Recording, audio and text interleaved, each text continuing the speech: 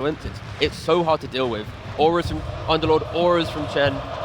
And it's all about the speed. If you have Underlord plus Chen, that also means that you will have two heroes who are going to be buying into auras, so you will hit an earlier timing. But I like this. This is Team Liquid's bread and butter.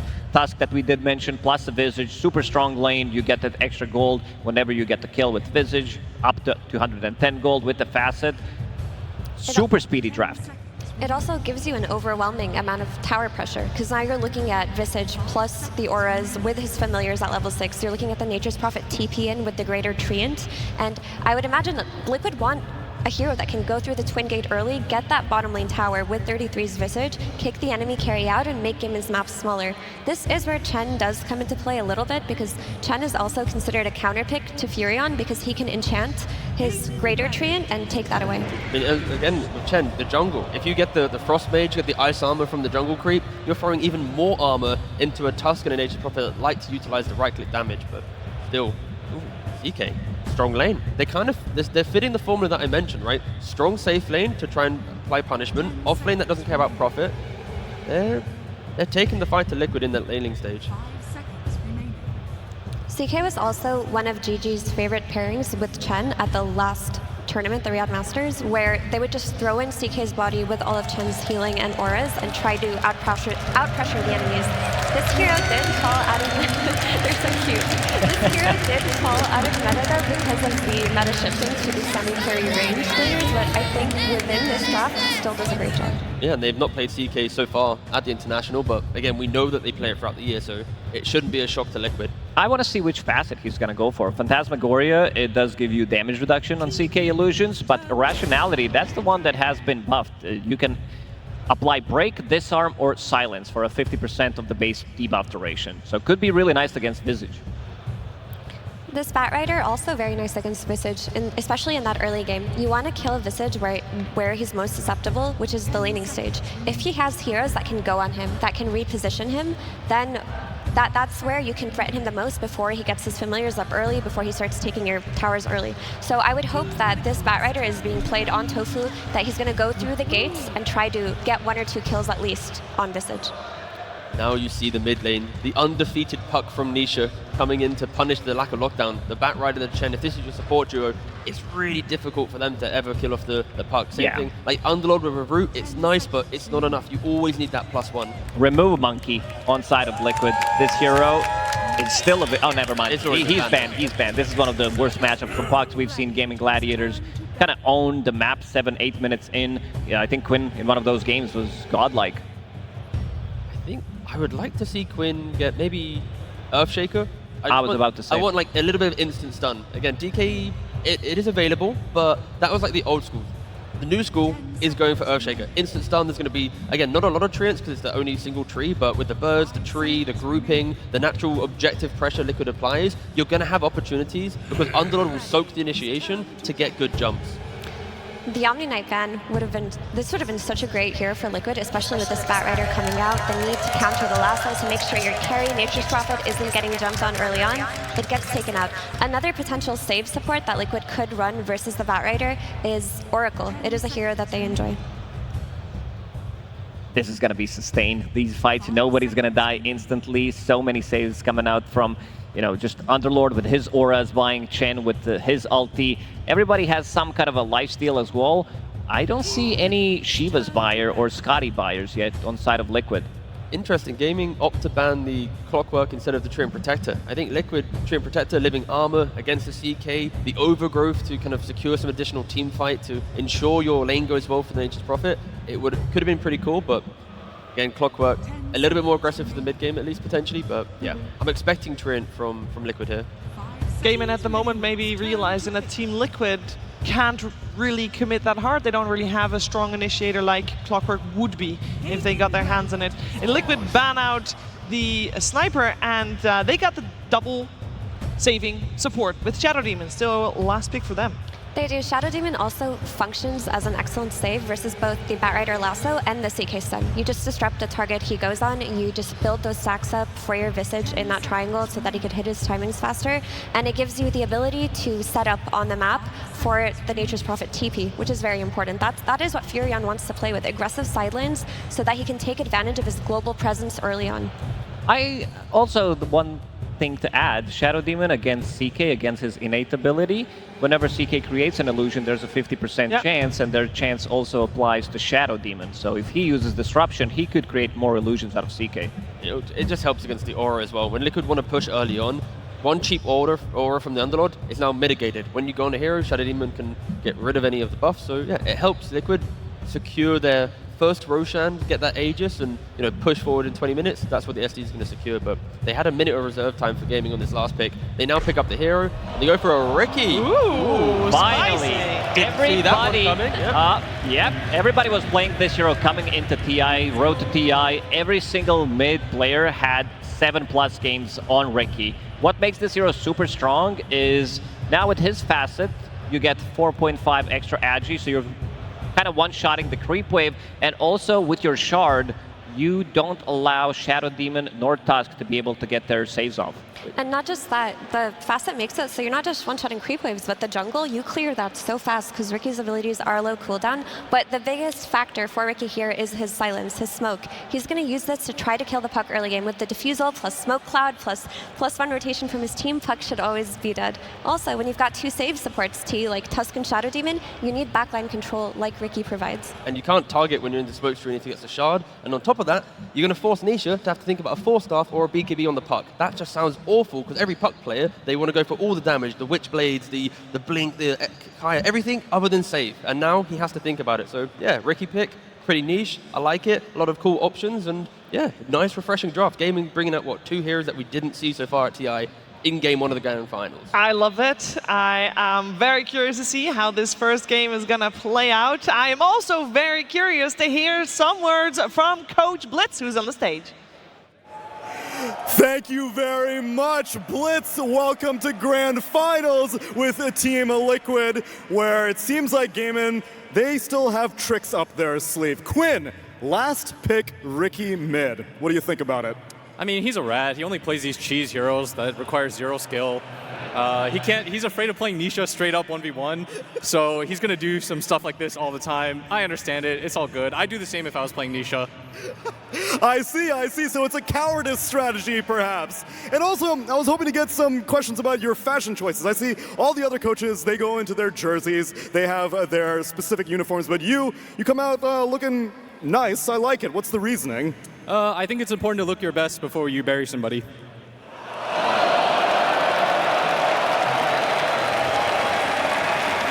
Well, I guess the funeral dirge shall begin. Game number 1 to our casters. Good luck, Blitz.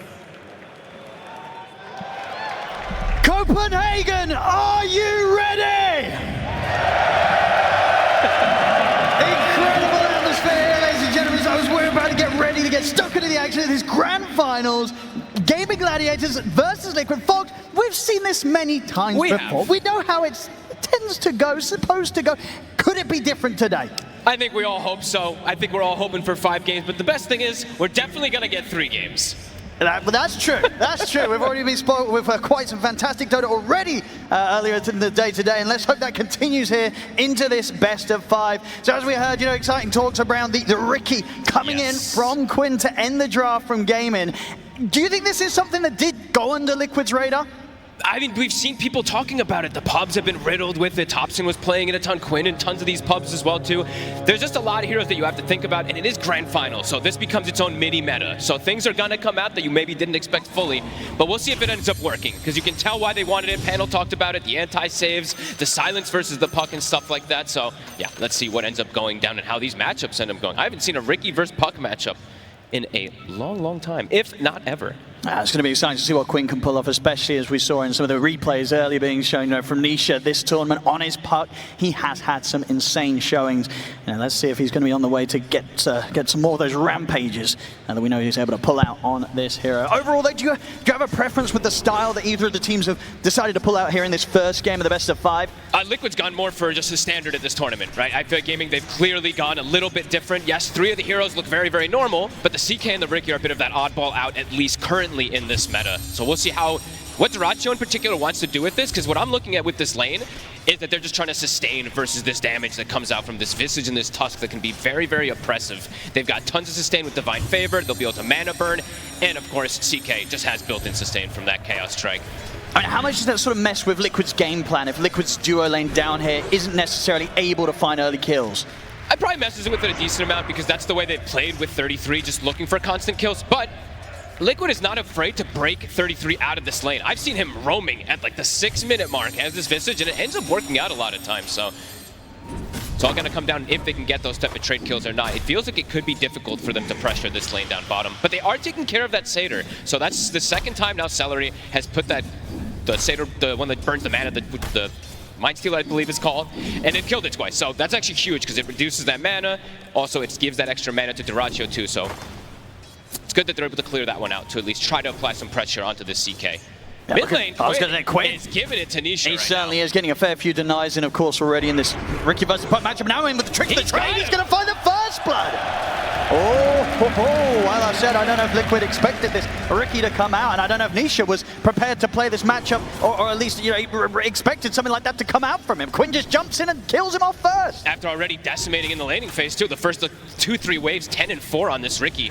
You heard it from Blitz. Quinn likes to play these little bit of cheesy heroes in a way, but this one, at least in the first few waves, it's going to be great. And you can see, we talked about the reasons why they want it later on. So if he's off to a good start, can be a very dangerous hero. Absolutely. He's going to be just such a nuisance for every single one of Liquid's heroes if Quinn does start to ball out of control. Honestly, all of them, a lot of them do really suffer. What do you do? Yeah, what do you do? There's Ricky sneaking around, jumping on top of you, slamming down a smoke screen and killing you off with this incredible amount of damage with the tricks of trade.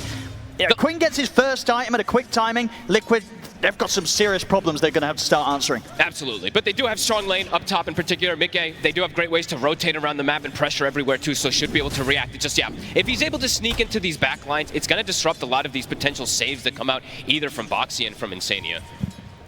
Now looking at the top lane so far, Mickey's farm, perfectly fine. Obviously, Gaimin Gladiators getting the Ace Underlord in. We saw how incredible Ace is on this hero and just how much this hero offers, right? In that crazy game we had earlier, this can absolutely be the hero that it's that crucial part to just get you the win, get on top of the Ancient, end the game. There's so much you can do with it, and Ace, he knows how to do everything with it. Yeah, it matches mobility as well too, which is really, really nice versus something like Nature's Prophet when the game starts getting to these type of moves that are happening all over the map. So yeah, it's definitely obviously their bread and butter, and they've moved up that priority so much, just first picking it now. And they're not afraid to do so whatsoever. On the other side of the map, Dyrachyo still continuing to have very little pressure applied to him because of the nature of the setup that Gaimin Gladiators went with this duo lane. Is definitely playing out, as you'd imagine, just consistently staying at full HP and finding opportunities to get a little bit aggressive themselves. They're in on a 33. Going to try and hide in the trees. Another nuke. Going to be the block off there from Boxy. He's able to present himself, make sure that Celery and Dyrachyo cannot continue to chase. Maybe if they can turn and try and take down Celery in return, another Solar Subject comes in. It's enough burst. Liquid. Done. Boxy giving it to Dyrachyo too. Able to bait Gaimin Gladiators in there deep enough and turn around. You can never underestimate the damage coming out when these few fully charged Soul Assumptions come flying back at you. Or how much Drinking Buddies just does in general, right? Boxy just giving them that mobility, being able to turn that fight beautifully. And they killed the creep. That's the important thing too. We saw it again. I think they've killed 4 of them or something like that. And that one was the Harpy Stormcrafter that they were able to bring down while the chase was coming out as well. So very good identification of making sure those creeps just don't bully them out. But mid continues to be a big problem. Quinn, 23 and 10 to the 16 and 2. It really does. It's going to be one of those sort of situations where I feel like Niche is going to really be keeping his eyes open for big opportunities on the side lanes once he hits the 6. To see if there's heroes who can team up and help him out, or maybe even some sort of early potential from Mickey to come in with a teleport, maybe a support rotation. Probably looking around that 6-minute power ring timing to try and catch Quinn out. No, absolutely. And I would imagine like the combos that they can do with the coil plus the Wrath of Nature, they might want to give Mickey just extra levels up here. So I want to see Insanio maybe play just further on the side, just get that 6 very early on so that Nisha can make that first move with that extra big bonus damage. And Mickey's actually making a potential move. He's canceling a few times. Bottom lane. He's getting gun on top. Mickey. They're going in with a dive on towards Duracho. The Soul Assumption burst come in, they take him out. Celery's got to get a trade. Same time indeed on that top lane, losing Mickey. So whilst the aggression came out from Liquid first down bottom, overall they're the ones to lose 2 heroes, top and bottom lanes. Mickey started TPing right in front of them, so they just put the pin on him and committed onto him. So it's a little bit of an overzealous move that he tried to join down bottom and will get punished immediately from Ace and from Tofu. Yeah, rare mistake from Mickey on his profit. Something that can happen, I guess, when you're watching the minimap, looking elsewhere, and not being too careful with the position that you're actually leaving your actual unit in. Mickey, it's got to be more careful against these 2 top. And overall, I would say for Mickey, it is the first pick hero of this game, and it does feel like it does have a lot of counters in particular. We saw it struggle a couple of times on this main stage as well. So we'll see how Mickey can endure. Just these heroes getting on top of him early. Boxy trying to bring Nisha over to help them close the gap on towards Quinn. They're coming with a TP from Mickey. This is the move you expect to see here at the 6th minute, trying to punish the Ricky. Quinn, he'll jump over to the creep wave. The Soul Assumption will be dodged with that movement, but the snowball connects. They bring Quinn down. It takes a lot. It takes, what, 2 sentries, a dust, and a commitment from the Nature's Prophet. That is a lot to get this Ricky down, but a move that maybe was necessary to slow him down. On top lane, Nisha coming in with a rotation, see if they can pick something more out of this early action, Liquid. Face down on towards Tofu, but to deal with the orb missing, Tofu's going to opt for the TP out. There's nothing to stop it. So Liquid, they won't find anything more. Just trying to get involved, though, as much as possible. Get these early moves to just slow down the Ricky, who's having that amazing start. But yeah, a lot committed. Literally 2 sentries plus a dust plus an extra rotation. And now Celery, he's felt the option to be able to actually move top and potentially play around Ace here. And Ace, pretty terrifying already, of course, as the Underlord. We've seen so many times when he's on this area, once he gets the ball rolling, it definitely becomes this lane, this area that the opponents just don't really want to go to, and if they do, it just takes so much to try and slow down an Underlord when he's really hit his stride. Yeah, and it's a standard Gaimin Gladiators kind of draft, right? These auras are going to come, and they're going to come quick, so if you start losing these towers too early, those auras will come even faster, especially that pipe in particular for Ace that will come out, which is going to be pretty crucial, honestly. Like, the damage from Liquid in the early game is pretty much all magical, besides that Visage plus the drinking buddies. Dire's top tower is under attack. Heavy pressure being applied that at the moment isn't being matched quite yet by Liquid, yet to do that much damage at all to the safe lane tier 1 of Gaimin Gladiators. The nice thing though is that 33's actually just been able to sit bottom. He's top net worth on this Visage. We've seen a couple times this hero can get ganked and pushed out of lane a little. Celery, nice grab there, takes over the Hellbear Smasher, gets a clapping on towards Insania. Tofu's in on top of him. Gaimin Gladiators completely taking over Liquid's jungle. This top half of the map, not a safe place for Liquid to be. Over in the river, they've got the Dream Core. Mickey comes in with the TP. Quinn did get the smoke screen down in time, and it's definitely helping him out, but is it enough to allow him to jump away? Tricks of the trade there. No way. Blink strike out to the side. No way. He's able to get out, and he's able to get a regen rune as well. Liquid, they're desperately trying to find Quinn in the mid. Last time they succeeded. This time, they don't get him fogged. Oh, and he gets a regen too. They committed 4 heroes plus another dust just trying to bring him down. They're really just trying to get rid of this rat. But Quinn, yeah, surviving, just staying under that smoke screen. I mean, they're bringing in the action. Duracho's collapsing in on mid. Ace is ready to come up with the ultimate. They want to try and take this fight. Gaimin Gladiators, they jump forward. Duracho's going to get caught with the immediate stun, but now he's ready to turn. Has the control in on towards the tusk. Boxy to fall. Gaimin Gladiators, they're feeling strong with the group up. They lost the birds, the familiars. Both just get taken out immediately from the group up. And they're ready to split back up straight away. Go back to farming. Ace will stick around in the mid. Putting this pressure on. I mean, they're just showing themselves, you know, Liquid, they can try and make these moves, but now, Gaimin Gladiators, they will be ready to respond. And under the tower, Quinn's in with the tricks of the trade. Insane, he's already used the disruption. He's trying to juke around the tree line, but Quinn will find him. Another one for the Ricky. Celery, in return, does get caught out. Nisha Boxy and 33 pick him off to the side. They're trying to match this tempo. Just, I mean, how many heroes are we seeing brought to the mid lane? But immediately, as that mid lane hole pressure happened, Duracho just bailed out. He's like, I don't want to stay around here. We're not going to get the tower. I know they're going to match us. So he goes back to farm. Tofu is a little bit deep here. Another Soul Assumption. Oh, uphill miss, uphill miss. Okay, well, that's going to cause some issues. Soul Assumption will solve the issues, though. Gets the hit in. 33 able to finish up another and continue to just have this incredible amount of farm. Top net worth right now here on the Visage. Yeah, he's having a great time. And we'll have always drinking buddies plus his familiars when it does come back up. Now the cooldown is back, so we'll have that one at the ready. The wards right now placed from Gaimin, it's very oppressive. So you can tell the type of game that they're liking to play, which they usually do, is apply pressure, take these early towers, and kind of snowball off of that. So Liquid responding nicely, and will be able to respond again. They've got Coil ready, and they've got Wrath of Nature. Every time they have these two ultis, it feels like they can try to match that tempo of Gaimin. Nisha. Easy deny. Got him. Just in time. I wonder if that was going to be ones where they get the pickup and then deny at the same time, but not quite. Nisha able to take it out before Quinn gets the refuel. And Quinn, of course, working well on the way towards that diffusal blade first. Wants to get completely stuck in on the action. He's got the setup here with the silence. Good knockback with a flame break, keeping him in the silence a little bit longer, but they don't have any further lockdown beyond that. So Nisha still able to escape. But every time he shows his face, Nisha's getting put below 50% HP, so the extra kill threat could come through that next jump. Nisha does have to be very cautious. I mean, we might see that jump come in. Maybe not towards him, but maybe towards the bottom instead. And as soon as they show their hand mid, make that play, Quinn and Tofu fall back. They've got the Fiend's Gate ready. Has been scanned out, though. Liquid has to be ready with the numbers, because the extra number can be brought from Gaimin from that Fiend's Gate. So Mickey has to be at ready. And with the scan hitting, looks like Liquid should not get caught off guard by this. Quinn's looking back towards the mid. Sure. They do have the Fiend's Gate, as you say, if you want to make this play over towards him. Silence just set things up. Good angle with the flame break. Keeps him in range of the stun as well for Duracho.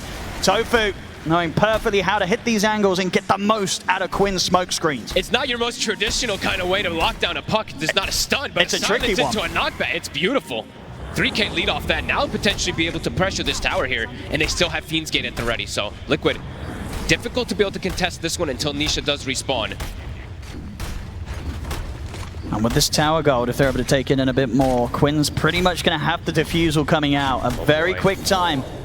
A devastating one for these supports, the Shadow Demon in particular, but Nisha is going to need some help, and I'm looking at his itemization right now. He is just queuing up the normal Witchblade and stuff. Will need some type of answer to protect himself versus this Riki early on.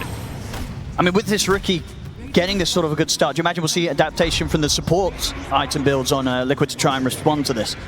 Probably. I mean, you're going to need to just all queue 4 staffs in particular. You know, you're playing versus Riki. The shard's going to be devastating at some point. Behind the tower, Duracho. It's pretty deep here, but he's got backup from Ace. Comes in with the Fiend's Gate. Gaimin Gladiators, they've got the numbers, but so has Liquid as well. 33 looking to push back Cetera here with the Soul Assumptions. Duracho turns, gets the stun, but the disruption save will be there. Nisha buying him some time, but the smoke screen persists. He'll get the orb off, jump out of the side, holds them back with the Dream Core, but the Flame Break hits. The final right clicks come through. Tofu able to take Nisha down. Gaimin Gladiators considering pushing in for more. Jump forward with the tricks of the trade. Snowball buys some safety for Boxy. He rolls over towards Tofu. He has the lasso up and ready. The lockdown's there. They bring in Boxy. Boxy to fall. Gaimin Gladiators, they get 2. They're even considering pushing for more up to the tier 2. Finally, they'll hold back. Liquid. They'll be pushed right back away from this all, and each and every one of these fights, we're seeing both teams turn up in their numbers, but Gaimin Gladiators, they've just got that extra little bit of power that is required to make sure they come out on top each and every time. I mean, it's these auras. You can see that the damage, which was actually even pretty much across the board inside of this fight, 5,000 from both sides, but that little bit of extra sustain that you see that Gaimin has, they've got the heal coming out from the Chen. He's got 4 of these auras blocking magic damage, giving extra HP regen, giving extra armor too. That's the difference maker. And now Quinn, the diffusal is done. We'll see how much he wants to move up the priority of that shard, since it can be great versus these saves. But right now, Gaimin, they're starting to get that ball rolling that we've seen them really take over games with. And it doesn't feel like they're really going to slow down at all. Not at all, especially if Quinn gets away with this, going straight for the Ags after the diffusal. Yeah. His farm, his sort of net worth advantage, it's not going to stop unless Liquid can find ways to take him out. As we're seeing so far, it's proven to be incredibly difficult. And yeah, with the addition of Ace now having the Crimson Guard, things are really coming together for Gaimin Gladiators in the way you can only imagine they plan for when they look to try and strike hard at Liquid in this game 1 with this first draft. And especially with like a Riki pick, you know, their idea, and I think a good idea versus Liquid would be shut down Nisha in a lot of these games. So that is exactly what they've done so far. And difficult to see how Nisha can be protected unless they fully play around him, but he needs this protection. He cannot go down at the start of the fight. They need multiple different orbs, multiple different silences to come in. If he goes in like he did last time and just gets killed after 1 full set of spells, it's just not going to be enough for them to push Gaimin away. I mean, now getting more auras, the Crimson now online. It just feels whatever happens now at this stage, these next few minutes of play, I don't know if Liquid can look to fight, because the damage, it's just not going to be there. No, and Mickey, he is spotted. They're going to look to react up here, but the damage is quick. Can Boxy bail him out? He's going to try, but there's only so much he can do. The Drinking Buddy play will come in. It's not going to save him, though. Mickey still to fall. Ace comes over with the Fiend's Gate. They're ready to punish Boxy as well, as Boxy Nobody here to help him out. As Gaimin Gladiators, they're making it look pretty easy now, picking up kills, picking up objectives. They're playing too fast, and Liquid, they're not prepared for it, Owen. They're TPing to react, but by the time that they TP and react, it feels like it's too late. They have to be there at least with one of those extra heroes to bail someone out first. Gaimin now gets a tier 2 at the 15-minute mark. This is crazy. And those auras, they're gonna, as we said, start accelerating very fast. Celery, I believe the Solar Crest is done. They've got Crimson, and Pipe is soon gonna be on the horizon for Ace. Liquid, they only really have that Boots of the Bearing at the moment on 33, so not really that much damage mitigation coming out for them versus what is heavy damage from Gaimin and heavy damage mitigation. I mean, that's the thing, right? Even if Liquid land their spells, what sort of combo is there that they have right now that gets even close to threatening Gaimin Gladiators in a 5v5? It's just got to catch heroes isolated, really, for the most part. But yeah, they're starting to get very tanky. Even Quinn, without having auras, he's sitting at close to 1,500 HP on a Riki when he's on those strength treads. And he is going to win. So he's just going to go down the normal, like, just scaling build rather than going for his axe or his shard. He doesn't feel like he needs it, probably. Because Absolutely of how good not. this early game has gone, he probably can go for this type of play that allows him to scale and then go back for the shard when he feels necessary. Because so far, they haven't been able to save the puck anyway. Liquid. See if they can find some of these pickoffs that they desperately need. Tofu, he'll get caught out. It's one quick one here for Liquid. Maybe see if they can get something else with the Dream Coil setup. Quinn's been found. The follow-up silence, they've got him completely locked down. Liquid, they find the chance here to strike at Gaimin Gladiators one by one. And they get one of the big ones. Quinn, he's out. Best way to be able to play versus Gaimin, split them up, catch them when they aren't moving away. When they're grouped, very strong, but if you catch some of these individual heroes, that's the power of the lineup. Absolutely, yeah. Team fight's not an option right now for Liquid. No. They're finding their opportunities here to take something away from Gaimin Gladiators in terms of this one by one. They will start to get these items that will allow them to start getting more team fights, though. More damage in particular for Mickey. I believe the Gleipnir is now going to be finished, so smaller tools to be able to enable them to take actual head-on 5v5s rather than just needing pickoffs. Bottom lane, they've got their eyes on Nisha. They're going to go for him right away. Quinn, he's ready to lead in. Boxy is standing by his side, but how much can the Tusk do to save the puck? Smoke screen's there. Fiendsgate comes in, drinking buddies will drag him out to the side. The pit catches onto the three of them. Dracho gets the pull back onto Insania. The shards will actually get some space there for Insania, but Quinn's able to jump over. The stun comes out though. Insania's able to target the ult top on towards Quinn. Incredible save there by Boxy with the shards, keeping Insania alive, allowing him to play his hand, and that now enables Liquid to potentially turn the fight around. They'll look towards Ace. Boxy charging forward. Nisha, he's been caught again. This time he'll fall. Boxy caught by the lasso. Dracho beating into it. Boxy turns. They've taken down a second. Double kill for Mickey. Celery got in this round. Triple kill for Mickey. Liquid. What a way to turn around the fight that Gaimin Gladiators absolutely put everything into. And it was the little things, as I said, Boxy. A fantastic angle with the shards, giving Insania just that little bit of movement, little bit of space to get out, to be able to turn, survive, get the demonic purge off. They were prepared for that fight. That's the important thing. They didn't have to TP every single hero. They had Boxy in position for the initial go. I can't believe Quinn lives, by the way. He actually dodged demonic purge with his tricks of the trade there, so that's the only reason he actually survives in it instead of losing 4 heroes. Liquid, the numbers were there. They were super prepared. Crazy stuff. I mean, now the goal difference is flickering between the two of them. The exact fight that Liquid needed to find to take away that lead. Gaimin Gladiators was starting to build. It's so much gold that they can get if they're able to just get Mickey getting to this turret kind of position, and 33 able to just shoot, what, 5, 6 soul assumptions? So he got a ton of bonus gold as well. And they brought it down to even. And now starting to accrue these items, these auras, and these items to protect the supports. Now they're ready to go. They're not scared of a team fight no more, Liquid, after that. Quinn is scouting them to dust. No, straight into the high ground. A little awkward here now. Gaimin Gladiators is looking back at them. He's got a lasso in 2 seconds here. Tofu's tempted to go see if he can get any sort of catch off to the side of the Fiendsgate. It's coming in. Dracho. Just completely caught alone there. It looks like some sort of attempt there for Gaimin Gladiators to try and pincer in Liquid, but Liquid just ends up catching Dracho alone. There's nobody by his side. A Fiendsgate was laid down, but they weren't going to be able to get to him in time to help out. They're still looking for the fight. Ace actually goes through this portal. Oh. Ace? All right, he's pretty tanky. I mean, but they might find the setup here if Boxy can get the angle.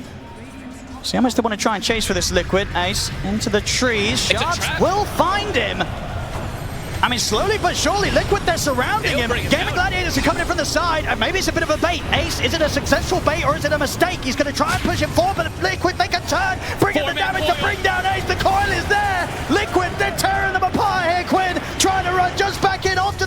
The orb comes out for Nisha, takes him out. Sprout catches Celery. Liquid. They're just winning all these fights now. They've really got these items. They've got the entire group up, and now this tower is in trouble. They've got a glyph. Beautiful fights coming out. Boxy in particular tanking up, being able to get these beautiful shards to start it off. And honestly, Ace, he kind of just delivered himself a little bit there. I mean, that's why I felt that maybe this was going to be like a calculated bait by him.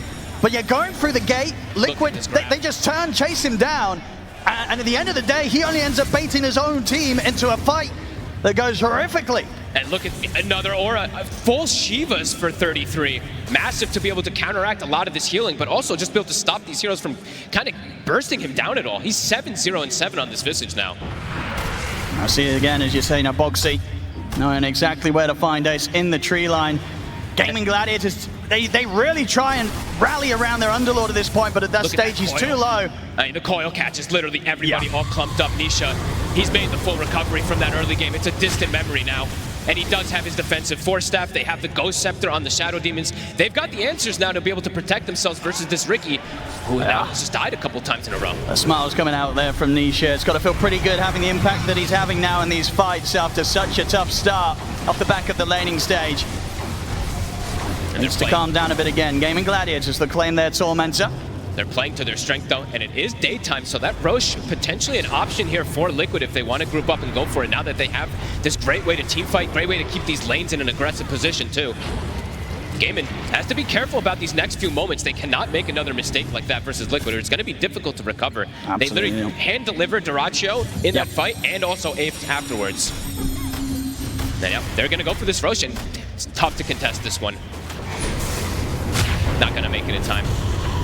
Smoke coming out from Gaimin Gladiators. They're going to look to try and swing across towards the mid, but indeed with the movements from Nisha over towards Roshan and the rest of his team, unlikely that they actually get a catch here.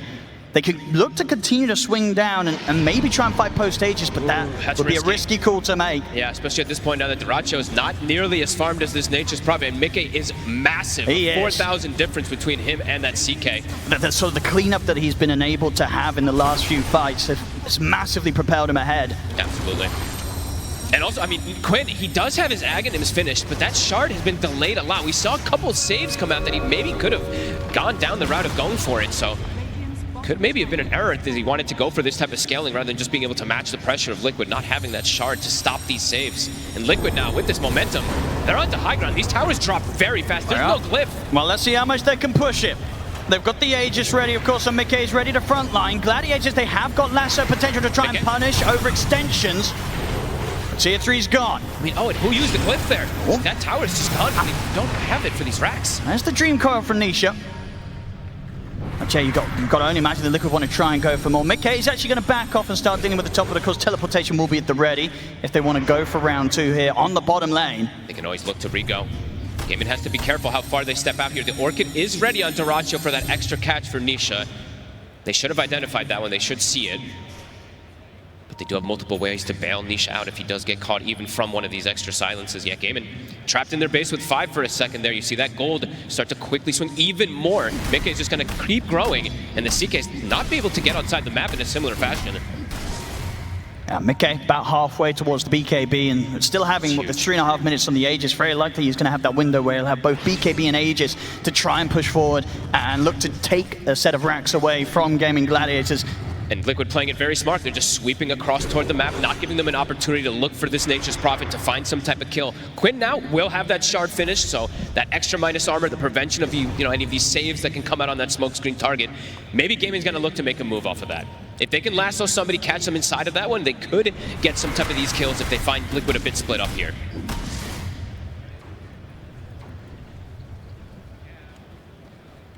It depends how sort of far Quinn wants to delve into Liquid's half of the map. It is scary. It's very spooky right now. They have limited, if any, vision on Liquid's side. And look at how they're playing as well, too. The 2 supports on the side of Liquid. You see Boxy is playing near the puck, and you see the Shadow Demon is playing near the Nature's Prophet. So they have a guaranteed way to kind of bail out. Even though there is this shard, of course, on this Ricky, they're preparing for this next move that could come out from Gaimin. I mean, with the D-Ward occurring, Liquid definitely going to expect that there could be a high chance that Gaimin Gladiators are looking for something around this area. And they're playing incredibly defensive, Liquid. Just waiting, sensing if Gaimin Gladiators do try and lead the charge here with Quinn. I mean, they're just playing smart. They're sitting on top of a sentry. So if Quinn does walk up too far, could just get burst down instantly if he gets caught from a coil. Looks like Quinn knows, playing to the edge of the map. Sneaky, sneaky. Will clear the wave. Does show himself for a second. The dust, not quite in range. They're not going to quite clip him. Quinn playing perfectly sneaky. Did the damage output stepping up here. That's a full Parasma now on Nisha. Just steps up the aggression. Feels like he doesn't need to have that defense anymore. He is very tanky with the Pupil's Gift. It is a 2,500 HP puck. I mean, Liquid's ready to go.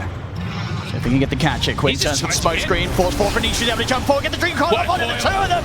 A beautiful setup there comes in from Nisha. The Fiendscape will come in and attempt to turn things around, but Quinn's already gone. Celery's going to get left behind. Gaimin Gladiators cannot fight Liquid right now.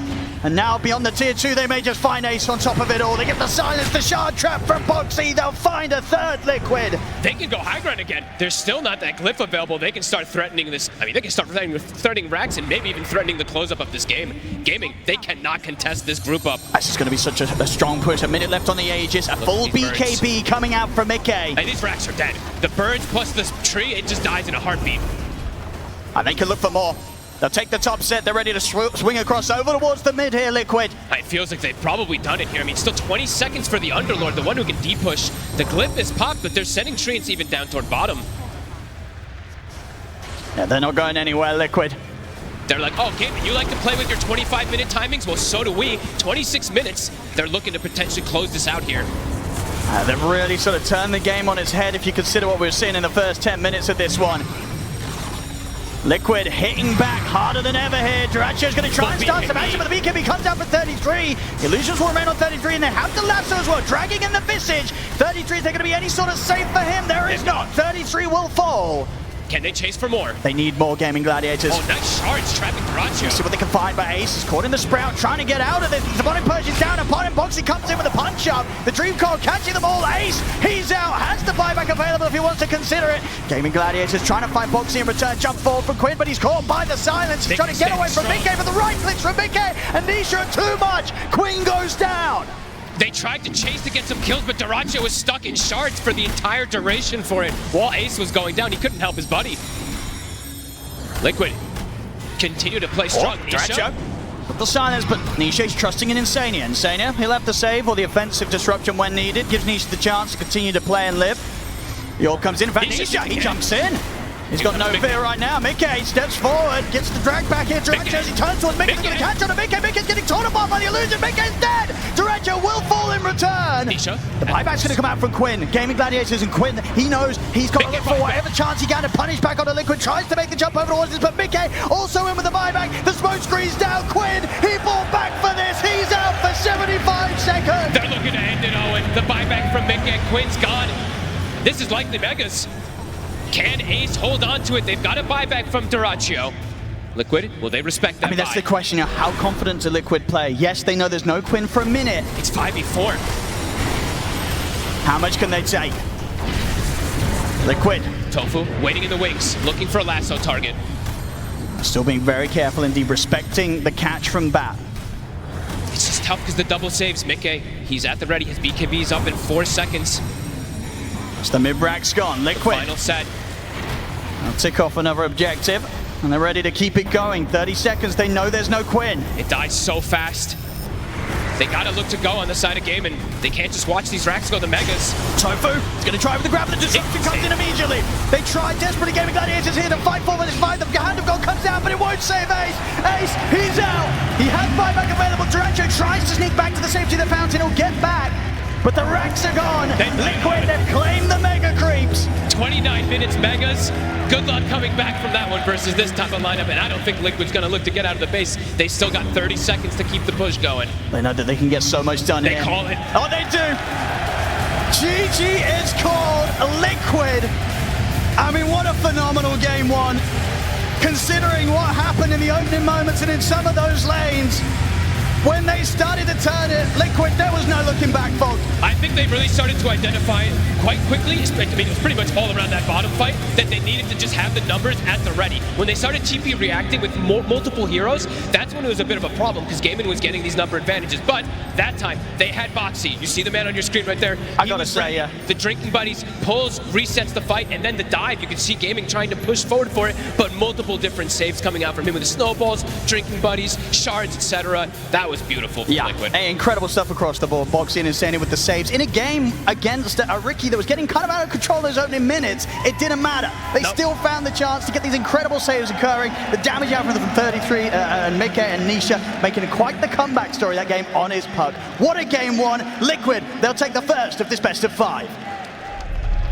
Woo! Game one of this best of 5 goes the way of Team Liquid. A lot to break down with this one, and I want to start with the double support duo coming out from Team Liquid. T-Gov, it was a stellar performance. No, just the moves that are making the saves again. Shadow Demon, he is one of the supports of the tournaments, right? If you have the positioning, you keep finding the save, you push them forward. But Liquid in this game, it was incredible. They're under so much pressure. A couple key fights, the turnaround, and they just, obliterated Gaimin so quickly. It feels like it was like one tier 1 fight into there is no map for Gaimin to play. I mean, Gaimin played a really incredible early game. I love to see the hyper-aggression coming out of both teams. They really took advantage of their defusal, Ricky timing, hunting for Furion deep in the jungle, killing Puck a few times over and over again. But this fight here is where this game